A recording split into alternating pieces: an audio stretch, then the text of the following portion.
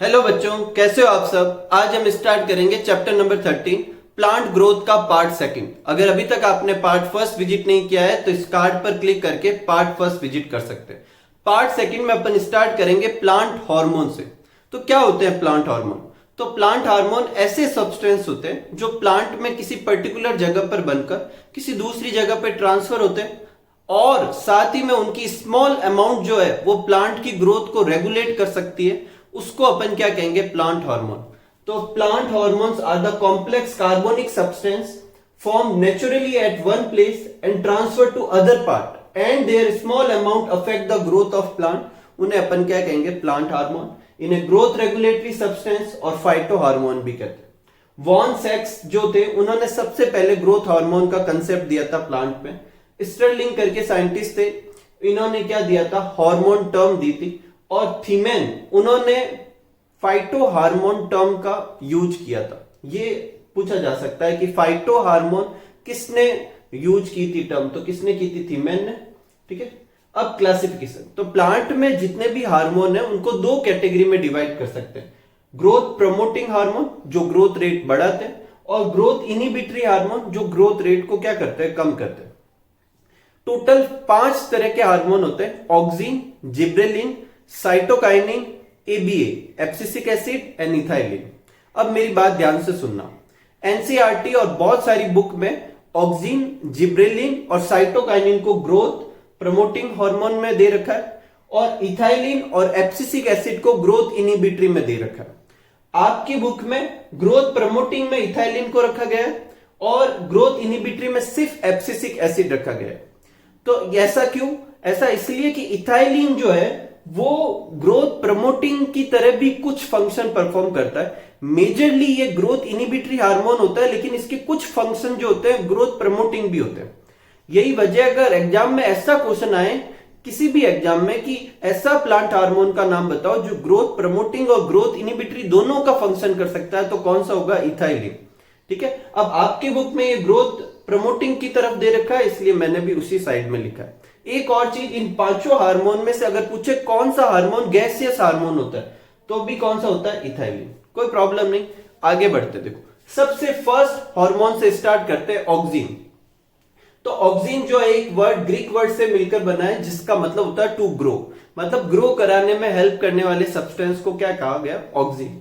ठीक है। First plant hormone है जो डिस्कवर्ड हुआ था और इसे सबसे पहले ह्यूमन यूरिन से क्या किया गया था? आइसोलेट किया गया था। इसे अभी अपन थोड़ी देर बाद में और डिस्कस करेंगे। जो प्लांट में मोस्ट कॉमन टाइप का जो ऑक्सिन है वो है IAA, इंडोल एसिटिक एसिड। कभी कभी कुछ एग्जाम में, कुछ कॉम्पिटिटिव एग्जाम में ये पूछा जाता है कि ऑक्सिन का केमिकल नेचर कैसा है, तो इंडोल नेचर का, इंडोल डेरिवेटिव है। इसे भी अपन अभी डिस्कस करेंगे। तो IAA जो है वो मोस्ट कॉमन टाइप का क्या है? ऑक्सिन जो प्लांट में प्रेजेंट होता है। तो इसी के बेसिस पे एक ऑक्सिन की ये डेफिनेशन हो सकती है कि all natural and synthetic compound having similar structure and property to IAA के जैसे की जैसी स्ट्रक्चर रखने वाले और IAA के जैसी की जैसी प्रॉपर्टी रखने वाले जितने भी सिंथेटिक और नेचुरल कंपाउंड है उन सबको अपन क्या कहेंगे? Auxin.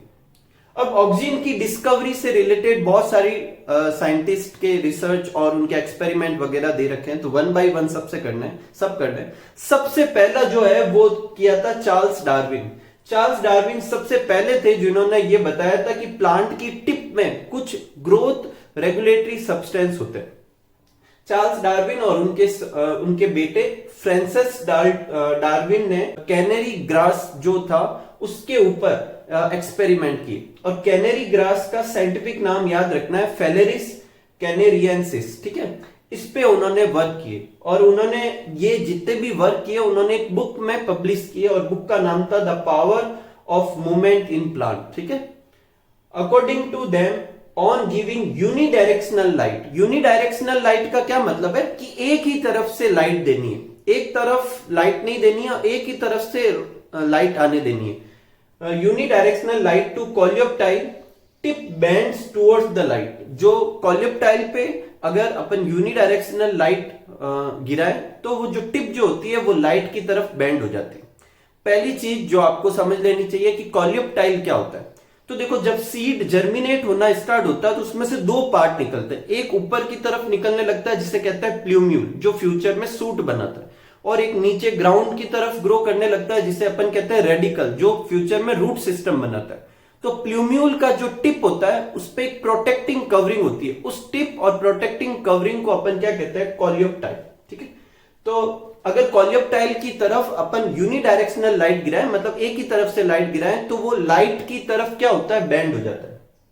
They conclude that the tip synthesize certain substance. तो इन्होंने क्या बोला कि टिप में एक सर्टेन टाइप के सब्सटेंस सिंथेसिस होते हैं और फिर वो बाद में नीचे की तरफ मूव भी करते हैं और जिसकी तरफ से ये बेंडिंग होती है।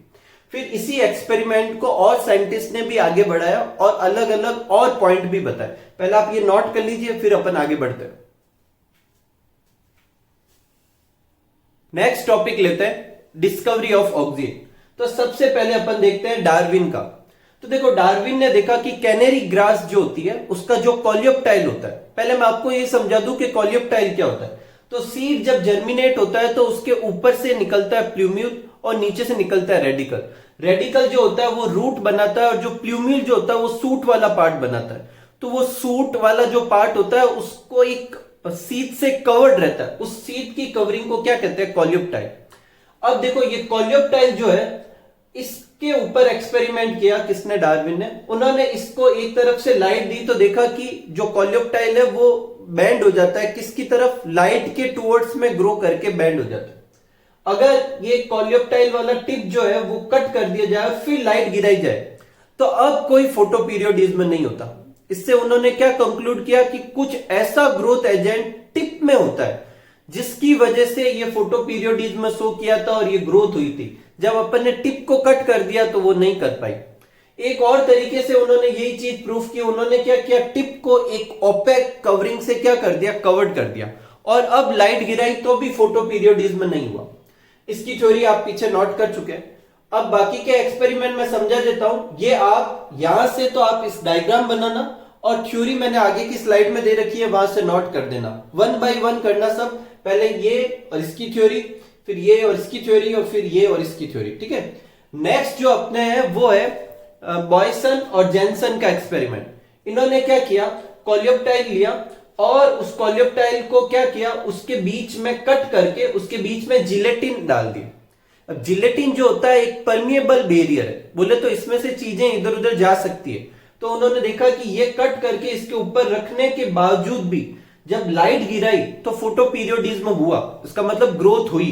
ग्रोथ हुई इसका क्या मतलब समझा जाए कि जो टिप में ग्रोथ एजेंट है वो जिलेटिन बैरियर से होता हुआ नीचे चला गया होगा। इसका क्या मतलब है कि वो जो होता है वो ट्रांसफर होता है, कहां से? टिप से नीचे की तरफ क्या करता है? मूव करता है। ठीक है, नेक्स्ट टाइम उन्होंने क्या किया कि ये जिलेटिन बैरियर की जगह माइका लगा दिया। माइका जो होता है परमिएबल नहीं होता। तो उन्होंने देखा कि जब ये पुट किया तो लाइट गिराने पे कोई फोटो पीरियोडिज्म नहीं हुआ, और कोई फोटो पीरियोडिज्म नहीं हुआ, ना ही कोई ग्रोथ हुई। तो इससे क्या समझा जाए कि जो टिप में जो ग्रोथ एजेंट था वो कहां मूव नहीं कर पाया होगा? नीचे नहीं कर पाया होगा, और इसी वजह से नीचे की तरफ कोई ग्रोथ नहीं हुई। इन दोनों एक्सपेरिमेंट से भी यही कंक्लूड होता है जो डार्विन का था कि टिप में कोई ग्रोथ एजेंट होता है। इन्होंने साथ में यह भी प्रूफ कर दिया कि टिप का जो ग्रोथ एजेंट है वो नीचे की तरफ मूव करता है और परमिएबल मीडियम को पार कर सकता है। ठीक है, नेक्स्ट उन्होंने एक और एक्सपेरिमेंट किया। इस एक्सपेरिमेंट में उन्होंने क्या किया? देखो यहां इस वाले में मैंने दो साइड शो की है। ये जो ये वाला साइड जो है ये लाइट वाली साइड को है, इसको अपन कहेंगे इल्यूमिनेटेड साइड, और ये जो है दूसरी साइड है डार्क साइड। ठीक है, अब इन्होंने क्या किया? जो डार्क वाली साइड थी वहां पर क्या की? माइका की प्लेट डाल दी और फिर लाइट गिराई। तो इन्होंने देखा इस तरफ कुछ नहीं है, इस तरफ से आना जाना हो सकता है, लेकिन फिर भी फोटो पीरियोडिज्म नहीं हुआ। दूसरी बार उन्होंने एक्सपेरिमेंट किया और उन्होंने जो इल्यूमिनेटेड साइड थी वहां माइका की प्लेट डाली और डार्कर साइड को वैसे के वैसे रहने दिया। ठीक है, और फिर लाइट गिराई तो फोटो पीरियोडिज्म हुआ। इस वाले से क्या कंक्लूड हुआ कि जो ग्रोथ एजेंट जो है वो किस तरफ मूव करता है? टिप से उस साइड में मूव करता है जिस तरफ लाइट नहीं आई है, मतलब अपोजिट साइड में। जिस तरफ से लाइट आ रही है उसकी अपोजिट साइड में वो मूव करता है और वहां पर ग्रोथ ज्यादा होती है। देखो कोई भी चीज ऐसे सीधी है, जैसे सपोज करो ये, अगर ये दोनों तरफ से एक जैसा ग्रो करेगी तो ये सीधी सीधी ऊपर जाएगी। ये ऐसे बैंड होने का क्या मतलब है कि ऊपर की तरफ से ग्रोथ ज्यादा हो रही है, तो इस तरफ से ग्रोथ ज्यादा हो रही है तभी ये लाइट की तरफ बैंड हो रहा है। इसका मतलब ग्रोथ किस तरफ से ज्यादा हो रही है, जिस तरफ डार्क साइड है उस तरफ, लाइट के अपोजिट डायरेक्शन में क्या हो रही है, ग्रोथ ज्यादा हो रही है। तो इस वाले एक्सपेरिमेंट से क्योंकि लाइट के अपोजिट साइड में ग्रोथ हो रही है और इससे ये भी प्रूफ हो रहा है कि ग्रोथ एजेंट अगर अपन अपोजिट साइड छोड़ रखी है, उसके बीच में कोई बैरियर नहीं डाला है, वो भी इम्परमेबल बैरियर की बात कर रहा हूं, तो नहीं डाला है तो ऑक्सीजन नीचे चला गया होगा और नीचे चला गया होगा, ग्रोथ हो गई होगी। लेकिन इस तरफ जब अपन ने ऐसा किया तो देखो लाइट इस तरफ से गिर रही है और जो ऑक्सीजन जो है नीचे की तरफ मूव किस तरफ करना चाहिए, डार्क वाली साइड की तरफ मूव करना चाहिए, और उस तरफ तो अपन ने इम्परमेबल प्लेट डाल रखी है, इस कारण से वो नीचे नहीं गया होगा और फोटो पीरियोडिज्म नहीं हुए होंगे।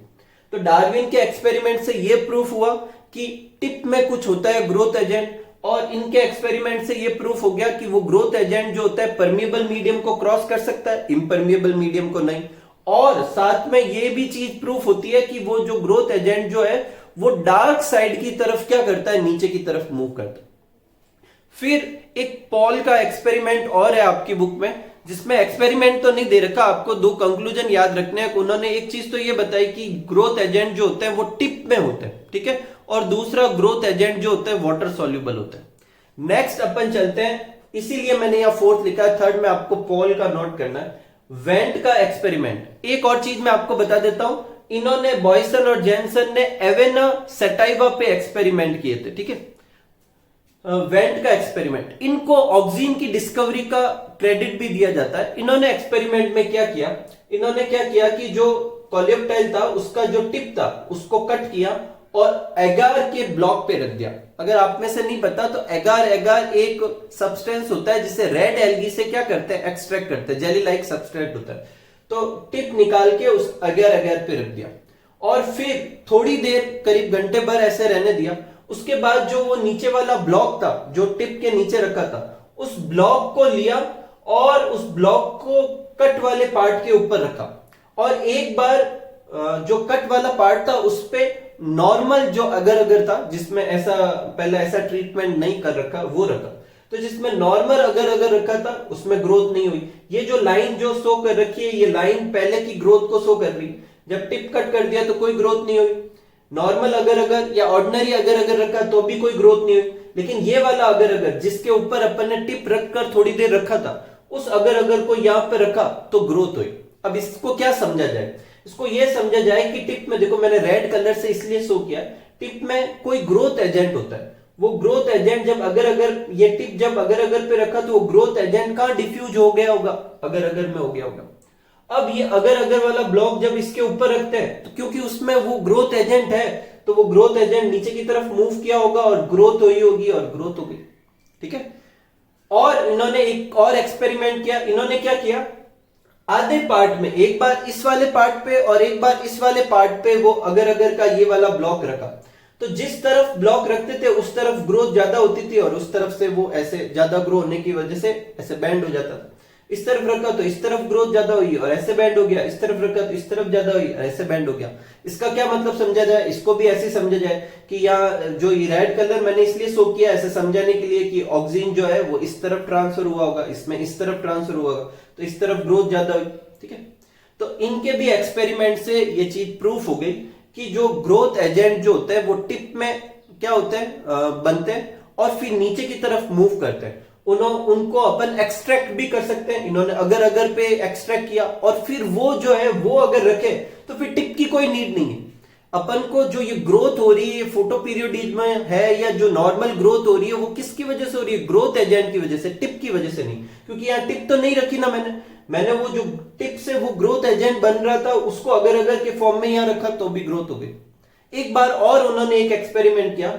उन्होंने ये लाइट गिराई और लाइट गिराने के बाद जब बैंड हुआ तो ये जो टिप था ये अपन कट करके अगर पे रखा। लेकिन इस बार जब अगर पे रखा तो बीच में एक माइका की प्लेट डाल दी। किसमें, अगर में। इसका मतलब अगर के दो सेगमेंट हो गए, एक माइका की प्लेट के इस तरफ और एक माइका की प्लेट के इस तरफ, और उसके ठीक ऊपर इन्होंने वो टिप रख दिया। तो इन्होंने देखा कि ये दोनों सेगमेंट में जो ऑक्सीजन की अमाउंट आती है ये तो पता चल गया तो ऊपर वाले एक्सपेरिमेंट से कि ऑक्सीजन जो होगा वो टिप से या अगर अगर के जेली में आ जाएगा। लेकिन अब जब दोनों तरफ के ब्लॉक को कंपेयर किया तो पाया कि ये जो इल्यूमिनेटेड साइड था, इस तरफ जो अगर अगर वाला पार्ट था उसमें ऑक्सीजन कम है, और डार्कर वाली साइड वाला जो जिसके नीचे जो अगर अगर का सेगमेंट था उसमें ऑक्सीजन ज्यादा है। इससे क्या प्रूफ होता है? इससे भी यही चीज प्रूफ होती है कि डार्क वाली साइड में ऑक्सीजन का मूव करता है नीचे की तरफ, जैसा कि इधर भी प्रूफ हुआ था। ठीक है, तो ये सारे एक्सपेरिमेंट आपके आगे नोट किए हुए, आप नोट कर लीजिए। मैं एक बार फिर समझा देता हूं। इन सब चीजों से ये चीज प्रूफ हुई कि प्लांट के अंदर कोई ग्रोथ एजेंट होता है जो टिप के ऊपर होता है, वो परमेबल चीजों को क्रॉस कर सकता है, इम्परमेबल चीजों को नहीं, और वो ऊपर से नीचे की तरफ मूव करता है, और नीचे की तरफ भी वो उस तरफ मूव करता है जिस तरफ लाइट के अपोजिट डायरेक्शन की तरफ मूव करता है। ठीक है, और उसकी वजह से ग्रोथ हुई। वेंट ने इन ग्रोथ एजेंट को ऑक्सीजन नाम भी दिया। ठीक है, तो आप ये 1 by 1 एक बार एक चीज का डायग्राम, फिर आगे से थ्योरी, फिर वापस एक चीज का डायग्राम, फिर थ्योरी, फिर एक चीज का डायग्राम और फिर थ्योरी। तो आप ये नोट कर लीजिए, फिर अपन आगे बढ़ते हैं।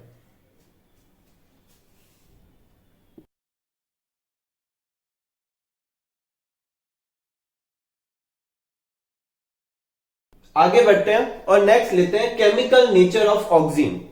तो कॉगल नेम दो substance which are capable to promote curve in coleoptile of Avena sativa as oxygen. उन्होंने कहा कि एवेना सेटाइवा के एक्सपेरिमेंट में जो भी ग्रोथ सब्सटेंस बने थे जिसकी वजह से उसमें कर्व हुआ, वो कर्व के लिए जो भी रिस्पॉन्सिबल सब्सटेंस थे उनको उन्होंने क्या नाम दिया? ऑक्सीजन।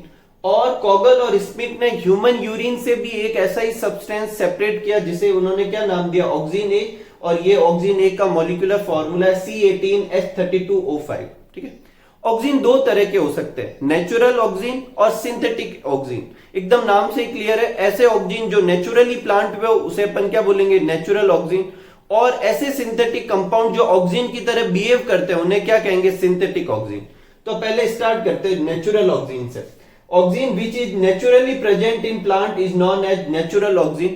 और प्लांट में जो नेचुरली ऑक्सीजन जो प्रेजेंट होता है मेजरली अमाउंट में वो होता है IAA, इंडोल एसिटिक एसिड, और ये उसका फॉर्मूला है। ठीक है, ये इंडोल रिंग है और ये उसके ऊपर CH2COH लगा हुआ है, इसलिए इसे क्या कहते हैं? Indole acetic acid. ठीक है, ये नेचुरली ऑक्सीजन है प्रेजेंट इन प्लांट, इसका जो नाम होगा वो क्या होगा? Indole 3 acetic acid. कॉगल और स्मिथ ने इस ऑक्सीजन ए के अलावा एक और ऑक्सीजन लाइक सब्सटेंस सेपरेट किया था, किसमें से? ह्यूमन यूरिन में से, और बेसिकली वो IAA ही था, और उन्होंने उसको क्या नाम दिया? Heteroauxin. क्या नाम दिया? Heteroauxin. तो Kogl and Smith isolated it form human urine and name it heteroauxin. Naturally auxin is formed in apical meristem, और जो ये ऑक्सीजन जो होता है नेचुरली कब बनता है? एपिकल मेरिस्टेम में, टिप पर। ठीक है, उस पे बनता है। और ऑक्सीजन बनने के लिए नेचुरली ये ऑक्सीजन IAA बनने के लिए ट्रिप्टोफैन एमिनो एसिड की नीड होती है और जिंक मिनरल की नीड होती है। ठीक है, तो ट्रिप्टोफैन से ये बनता है और जिंक मिनरल की वजह से ये बनता है। तो अगर जिंक की कमी होगी तो ऑक्सीजन की भी कमी हो जाएगी, और जिसकी वजह से प्लांट शॉर्ट रह सकते हैं। ठीक है, नेक्स्ट है सिंथेटिक ऑक्सीजन। सिंथेटिक ऑक्सीजन कौन से होंगे? Synthetic compound which act like oxygen is known as synthetic oxygen. और ये नाम है, और ये नाम सारे इंपॉर्टेंट है। एग्जाम में आपको किसकी भी फुल फॉर्म पूछ सकते हैं। इस ऐसे भी पूछ सकते हैं कि दो सिंथेटिक ऑक्सीजन के नाम और उनकी फुल फॉर्म बताइए, या किसी पर्टिकुलर शॉर्ट फॉर्म में देख के भी आपको ऑक्सीजन का नाम पूछ सकते हैं। सबसे पहले लेते हैं अपन NAA। NAA है नेप्थलीन एसिटिक एसिड। उसके बाद देखो तीन एक जैसे, जिसमें से दो सिंथेटिक है और एक क्या है? नेचुरल। इनकी फुल फॉर्म याद रखनी है, IAA, IBA और IPA। IAA की फुल फॉर्म है इंडोल 3 एसिटिक एसिड, IBA की है इंडोल 3 ब्यूटायरिक एसिड, और IPA की है इंडोल 3 प्रोपियोनिक एसिड। उसके बाद दो और सिमिलर है 2,4-D और 2,4,5-T। 2,4-D है वो है 2,4 डाइक्लोरोफिनॉक्सी एसिटिक एसिड, और 2,4,5-T में क्या हो जाएगा? 2,4,5T का मतलब ट्राई क्लोरोफिनॉक्सी एसिटिक एसिड। ठीक है, तो ये सिंथेटिक ऑक्सीजन के नाम है। ठीक है, आपको अच्छे से लर्न करने एग्जाम में पूछ सकते हैं। इन सब के स्ट्रक्चर भी बुक में दे रखे हैं, मैंने आगे स्लाइड में लगा दिया, आप वहां से नोट कर लेना। ठीक है, आगे देखते हैं अपन। नेक्स्ट है फिजियोलॉजिकल इफेक्ट क्या क्या है ऑक्सीजन के। तो इस पे भी अलग से क्वेश्चन आ सकता है कि फिजियोलॉजिकल इफेक्ट बताओ, कभी शॉर्ट में, कभी एक पर्टिकुलर इफेक्ट पे भी क्वेश्चन पूछ सकते हैं, तो अच्छे से ये देखना। सबसे पहला और सबसे इंपॉर्टेंट है ऑक्जीन वाले के केस में एपिकल डोमिनेंस। तो देखो एपिकल डोमिनेंस का क्या मतलब होता है, presence of apex bud stop completely और partially the growth of lateral और axillary bud, this called apical dominance. देखो जैसे ये प्लांट है, ठीक है, और ये जो इसके टर्मिनल बर्ड जो है, टिप पे जो बर्ड है उसे कहते हैं एपिकल बर्ड, ठीक है, या एपेक्स बर्ड भी कह सकते हैं। और ये जो साइड में ये जो है, यहां से जो बर्ड निकलेगी उसे क्या कहेंगे, लेटरल बर्ड, ठीक है। तो जब तक एपिकल बर्ड होगी, ये लेटरल बर्ड या तो बिल्कुल ग्रोथ नहीं करेगी या ग्रोथ बहुत थोड़ी करेगी। एपिकल बर्ड का ये इफेक्ट क्या कहलाता है, एपिकल डोमिनेंस। और प्लांट एपिकल बर्ड की तरफ से ही ग्रो होकर ऐसे लंबा लंबा होता है, साइड वाइज ग्रोथ नहीं करना, ऐसे लंबा लंबा ग्रोथ होता रहता है। और ये किसकी वजह से होता है, ऑक्सीन की वजह से। तो ये एपिकल डोमिनेंस की डेफिनेशन भी पूछ सकते हैं, किस हार्मोन की वजह से होता है ये भी पूछ सकते हैं, ऑक्सीन की वजह से। और क्यों होता है, क्योंकि ऑक्सीन क्या होता है, यहाँ एपिकल बर्ड से सिंथेसिस होता है और उसके बाद वो नीचे ट्रांसफर होता है, नीचे ऐसे लंबी ग्रोथ करवाने लग जाता है, तो साइड वाइज ग्रोथ को वो रोक देता है, ठीक है। अब इसका यूज भी करते हैं प्लांट गार्डनर वगैरह जो होते हैं, वो क्या करते हैं, जो एपिकल बर्ड होती है उसको काट देते हैं। अब एपिकल बर्ड, जैसे ये एपिकल बर्ड मैंने यहां से हटा दी, रिमूव कर दी, तो अब ये लेटरल बर्ड क्या करने लगेगी, ग्रो करने लगेगी, जिससे अपन प्लांट को ऐसे बुश लाइक या विड्थ में अपन क्या करा सकते हैं, ग्रो करवा सकते हैं। तो ये एक इनडायरेक्ट क्वेश्चन भी आ सकता है कि गार्डनर जो होता है वो हीना और चिकपी के प्लांट को ऊपर से एपिकल बर्ड को क्यों काटता है, या कोई भी जनरली प्लांट के भी टिप क्यों काटता रहता है। तो ऐसे क्यों काटता है, ताकि वो ऐसे विड्थ वाइज ग्रो करे और पूरा ऐसे झाड़ी जैसा बुश लाइक पैटर्न बने, ठीक है। तो it is done to reduce effect of auxin released from apical bud, due to it lateral bud grow and form a dense bush like appearance, ठीक है। ये पूरा टॉपिक अच्छे से आप समझना, याद करना इंपॉर्टेंट है। नेक्स्ट है सेल इलोंगेशन। तो देखो सेल इलोंगेशन आगे भी आएगा, इसको समझो कि ये कहां सेल इलोंगेशन करवाता है। तो जो एपिकल पार्ट होते हैं, रूट और शूट का जो पार्ट है, उसका जो टिप का जो सबसे ऊपर वाला पार्ट है वो क्या होता है, एपिकल मेरिस्टेम का बना होता है, और वहां पर क्या होता है, सेल डिवाइड होती रहती है। अब वो सेल डिवाइड होके जैसे ही पीछे की तरफ और पीछे की तरफ मूव करती है, मतलब उनके आगे नई सेल बन जाती है, तो जो वो जस्ट एपिकल जो एरिया है उसके जस्ट नीचे की जो सेल है उसमें जो इलोंगेशन होता है वो किसकी वजह से होता है, ऑक्सीन की वजह से। अब ऑक्सीन कैसे इलोंगेशन कराता है, वो क्या करता है, सेल की जो सेल वॉल होती है उसको थोड़ा सॉफ्ट कर देता है। इससे जो ट्रिगर प्रेशर डेवलप होता है उससे पुश मिलता है और सेल क्या होती है, लेंथ में ग्रो करती है, ठीक है। तो auxin bring enlargement of shoot and root tip specially behind the apical meristem. Apical meristem के जस्ट नीचे वाले में जो हो इलोंगेशन, वो इसकी वजह से होता है। It soften the primary cell wall of the newly divided cell which help to build turgor pressure, और इससे क्या होती है, सेल इलोंगेट होती है। नेक्स्ट है रूट इनिशिएशन। तो देखो ऑक्सीन से अपन रूट इनिशिएट करवा सकते हैं। जैसे अपन वेजिटेटिव रिप्रोडक्शन जो करते हैं उसमें स्टेम कटिंग का होता है, तो स्टेम को कट करने के बाद जो उसका नीचे वाला टिप है, अगर उसको ऑक्सीन में डिप करके रखे और फिर ग्रो करवाएं तो जल्दी रूट इनिशिएट होती है। और ठीक ऐसे कैसे प्लांट टिश्यू कल्चर में जब अपन कैलस बनाते हैं, तो कैलस तो क्या होता है, ग्रोथ हार्मोन की वजह से एक दो सेल से बहुत सारे अनडिफरेंशिएट सेल का एक क्लस्टर बन जाता है, जिसे कैलस कहेंगे, आगे आएगा आपके। अब उसमें से रूट इनिशिएट करवाने के लिए अपन क्या यूज कर सकते हैं, ऑक्सीन। और कौन सा ऑक्सीन यूज कर सकते हैं, जनरली जो बड़े लेवल पे यूज होता है वो कौन सा होता है, IBA, इंडोल 3 ब्यूटारिक एसिड। कोई प्रॉब्लम नहीं, ये आप नोट कर लीजिए। इसके अलावा भी फिजियोलॉजिकल इफेक्ट है, कुछ और फिजियोलॉजिकल इफेक्ट करते हैं, फिर अपना ऑक्सीन पूरा हो जाएगा।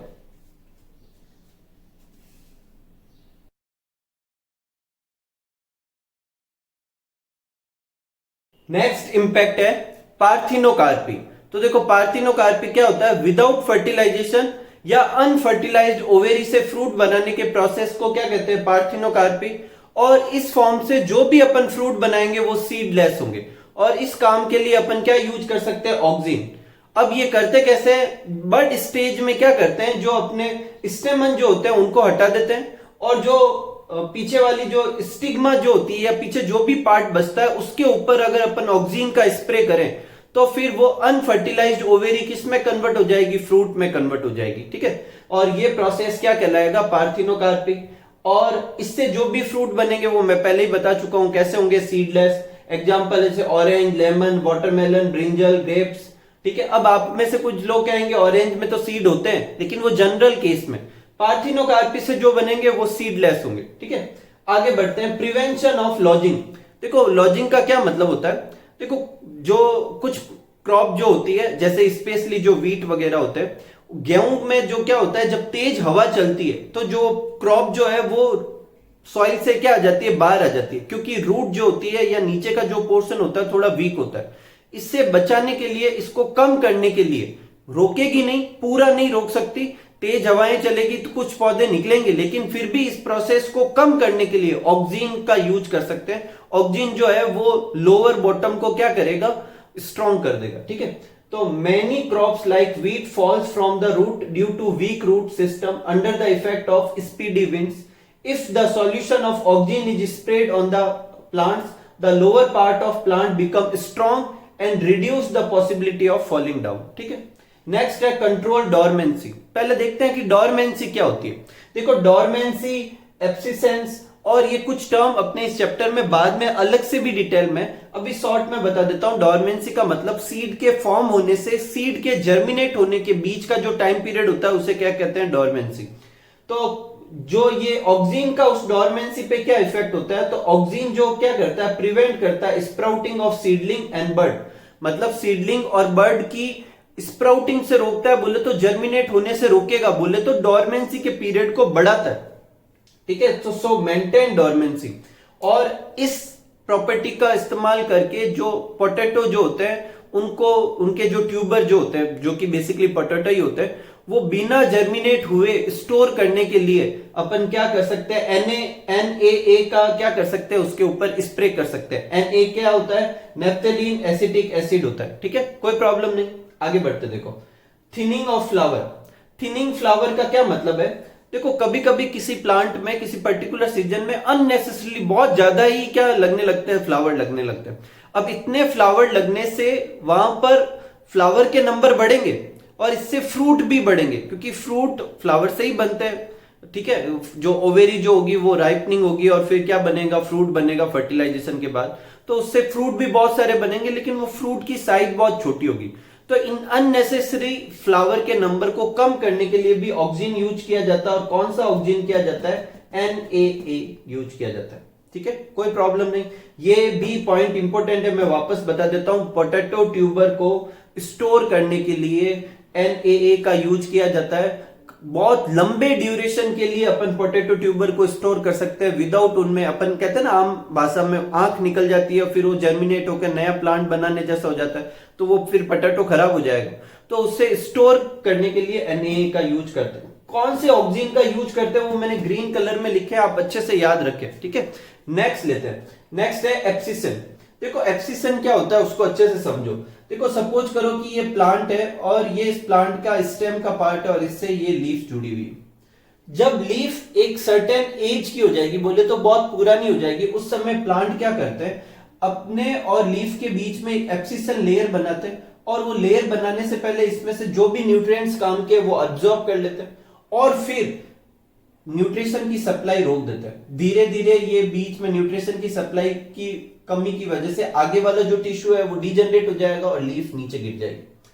अब ऑक्सीजन का इसके ऊपर क्या इफेक्ट है, तो आपकी बुक में दे रखा है कि auxin prevent formation of abscission layers और प्रिवेंट एब्सिसन, लेकिन इसको अच्छे से समझो। ये वाला पॉइंट मैं नीचे लिखा, आप डिटेल में अच्छे से लिख देना।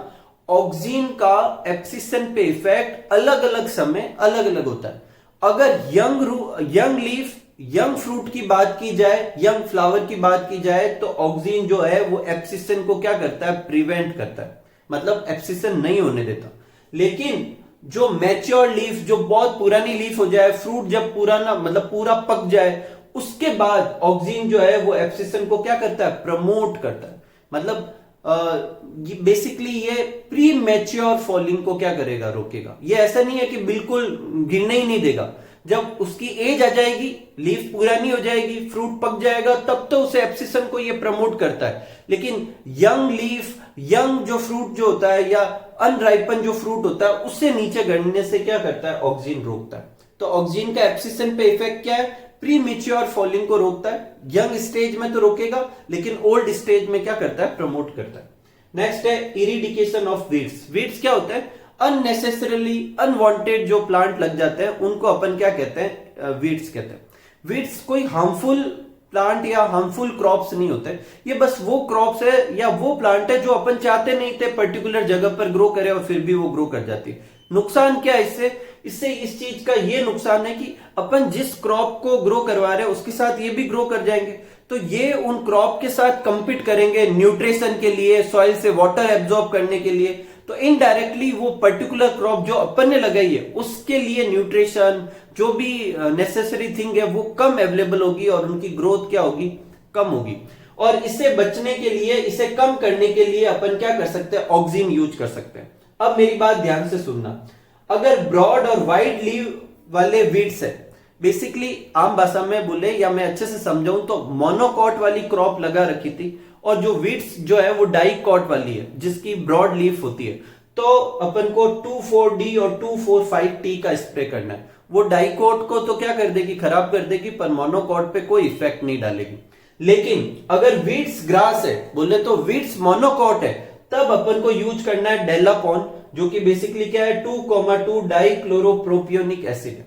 ठीक है, तो दो तरह के अपन ऑक्सीन यूज कर रहे हैं वीड्स को हटाने के लिए। ब्रॉड लीफ वाले को हटाने के लिए 2,4-D और 2,4,5-T का यूज करेंगे, और ग्रास वीड्स को हटाने के लिए अपन डेलाफॉन या 2,2 डाइक्लोरोप्रोपियोनिक एसिड का यूज करेंगे। कोई प्रॉब्लम नहीं, आगे बढ़ते हैं। शॉर्टनिंग ऑफ इंटरनोड, देखो ये एक नोड है और ये दूसरा नोड है, ठीक है, इसके बीच की लेंथ को क्या कहते हैं, इंटरनोड। अगर ये जरूरत से ज्यादा ग्रो करने लगेगी इंटरनोड, तो प्लांट सारा न्यूट्रिशन इंटरनोड की ग्रोथ पे लगा देगा, जिससे फ्लावरिंग कम होगी, फ्लावरिंग कम होगी तो फ्रूट कम बनेगा। तो अगर ये इंटरनोड की जो लेंथ है इसको कंट्रोल किया जाए तो फ्लावर ज्यादा लगेंगे, फिर फ्रूट ज्यादा बनेंगे। तो ऑक्सीन का काम ये है, ऑक्सीन इंटरनोड को क्या रखता है, शॉर्ट रखता है, जिससे बाद में ज्यादा फ्लावरिंग होगी और फ्रूट ज्यादा बनेंगे। कोई प्रॉब्लम नहीं, इसके लिए NaA का यूज किया जाता है। ठीक है, और एब्सिशन के लिए मैं बताना भूल गया था, NaA 2,4-D और IBA का यूज किया जाता है। नेक्स्ट है टिश्यू कल्चर। टिश्यू कल्चर में देखो पहले अनडिफरेंशिएट सेल का एक क्लस्टर बनता है, मैं पहले भी बोल चुका हूं, जिसे कैलस कहते हैं। उस कैलस में डिफरेंशिएशन और रूट इनिशिएशन करवाने के लिए अपन क्या यूज कर सकते हैं, ऑक्सीन यूज कर सकते हैं। एक एक्स्ट्रा पॉइंट बता रहा हूं, अच्छे से सुन, 2,4-D और 2,4,5-T को एजेंट ऑरेंज के फॉर्म में वियतनाम वॉर में अमेरिका ने यूज किया था।